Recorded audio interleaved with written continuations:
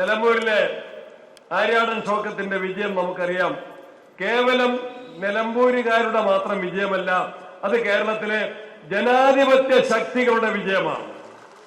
നമ്മൾ ഈ തെരഞ്ഞെടുപ്പിന്റെ പ്രചരണ പ്രവർത്തനങ്ങൾ ആരംഭിക്കുമ്പോൾ തന്നെ ഇവിടെ പറഞ്ഞതുപോലെ പ്രചരണ കൺവെൻഷൻ ഉദ്ഘാടനം ചെയ്തുകൊണ്ട് AICCയുടെ ജനറൽ സെക്രട്ടറി ശ്രീ KC വേണുഗോപാലും പ്രതിപക്ഷ നേതാവ് ശ്രീ VD സതീശനും ഉപനേതാവ് ശ്രീ കുഞ്ഞാലിക്കുട്ടി സാഹിബും എല്ലാവരും പറഞ്ഞ ഒരു കാര്യം, ഈ സംസ്ഥാനം ഭരിച്ചുകൊണ്ടിരിക്കുന്ന പിണറായി സർക്കാരിന്റെ ജനദ്രോഹ നയങ്ങൾക്കെതിരെയുള്ള ഒരു വിധിയെഴുത്തായിരിക്കും നിലമ്പൂരിന്റെ ജനതയുടെ വിധിയെഴുത്തെന്ന് നമ്മൾ ആവശ്യപ്പെട്ടു, അഭ്യർത്ഥിച്ചു. അത് കേട്ടുകൊണ്ടാണ് ജനങ്ങൾ പോളിംഗ് ബൂത്തിൽ പോയത്. ഭരണ സംവിധാനങ്ങൾ എല്ലാവരും, മുഖ്യമന്ത്രി തന്നെ നിലമ്പൂരിൽ ക്യാമ്പ് ചെയ്തുകൊണ്ട് എത്രയോ ദിവസങ്ങൾ അദ്ദേഹം അവിടെ പ്രചരണ പ്രവർത്തനങ്ങൾക്ക് നേതൃത്വം നൽകി. മന്ത്രിമാരെല്ലാവരും വന്ന് മോഹന സുന്ദരങ്ങളായ വാഗ്ദാനങ്ങൾ വാരി വിതറി തെരഞ്ഞെടുപ്പിന്റെ പെരുമാറ്റച്ചട്ടങ്ങൾ എല്ലാം ലംഘിച്ചുകൊണ്ട് ഭരണ സ്വാധീനം അവര് ദുരുപയോഗം ചെയ്ത് പ്രവർത്തിച്ചു. പക്ഷേ നമ്മൾ ജനാധിപത്യപരമായ പ്രവർത്തന പരിപാടിയുമായിട്ടാണ് വീടുകൾ കയറി ഇറങ്ങി വോട്ടർമാരെ കണ്ട് ഉപതെരഞ്ഞെടുപ്പാണെങ്കിൽ പോലും പോളിംഗ് ശതമാനം വർദ്ധിപ്പിക്കാനും ജനാധിപത്യ മുന്നണിയുടെ കാര്യങ്ങൾ ജനങ്ങളുടെ മുൻപിൽ അവതരിപ്പിക്കാനുമാണ് UDF ശ്രമിച്ചത്.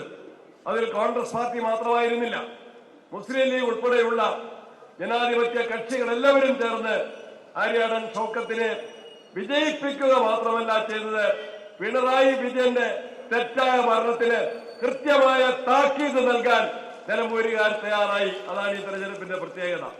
ഫലം വന്നു. 11,000-ലധികം വോട്ടിന് ആര്യാടൻ ഷൗക്കത്ത് വിജയിച്ചു. ബഹുമാനായ ശ്രീ AK ആന്റണി മാധ്യമങ്ങളുടെ മുൻപിൽ പറഞ്ഞൊരു കാര്യമുണ്ട്, പിണറായി സർക്കാർ കേവലം ഒരു കെയർടേക്കർ മന്ത്രിസഭയാണ്. എന്ന് പറഞ്ഞാൽ എന്താണ്? സത്യത്തിൽ ജനങ്ങളുടെ പിന്തുണ നഷ്ടപ്പെട്ട് അധികാരത്തിൽ നിന്ന് എപ്പോഴും ഒഴിയാൻ സന്നദ്ധനാകേണ്ട, പകരം ഒരു മുഖ്യമന്ത്രിയെ സ്വീകരിക്കാൻ സന്നദ്ധനാകേണ്ട ഒരു കെയർടേക്കർ, താൽക്കാലിക മുഖ്യമന്ത്രിയായി മാത്രം പിണറായി വിജയൻ ഇന്ന് മാറിയിരിക്കുന്നു. കാരണം ജനങ്ങൾ ഈ സർക്കാരിനെതിരാണ്.